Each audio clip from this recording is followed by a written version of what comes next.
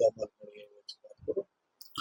આ ગીર પૂર્વ વન વિભાગની સાવરકુંડલા રેન્જના સિમરન રેવન્યુ ગામે એક વાલજીભાઈ વાસુરભાઈ માતંગ નામના વ્યક્તિનું રહેણાંકના મકાનમાં બાતમી મળેલી કે ભાઈ એમના ચામડું વન્ય પ્રાણીનું અને નખ એમના ઘરમાં છુપાવેલા હોય અને ઘણા વર્ષો જૂના હોય અને એની તાંત્રિક વિધિ કરતો હોય, જેથી આવી અમારા વન વિભાગના સ્ટાફને અને અમારા મહેરબાન સાહેબને શ્રી બાતમી મળેલી.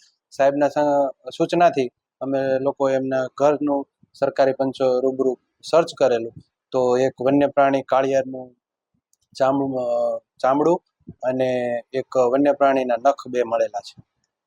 ક્યાં વન્ય પ્રાણી છે? વન્ય પ્રાણીનો અત્યારે એફએસએલમાં અમે મોકલશું. અત્યારે પ્રાથમિક દ્રષ્ટિએ લાગે છે કે સિંહ કે દીપડાના હોઈ શકે. નામ શું છે? આરોપીનું નામ છે વાલજીભાઈ વાસુરભાઈ માતંગ. કેટલા ટાઈમ પહેલા હોઈ શકે? હવે એનું પોતાનું અમારે તપાસ કરતા જાણવા મળેલું છે કે આ આરોપી છે એમ કહે છે કે અમારા દાદા વખતમાં આ કરેલું હોય અને આને અમે પૂજાના રૂપમાં ઉપયોગ કરતા હોય, એટલે 20 વર્ષ ઉપરનું જાણવા મળે છે.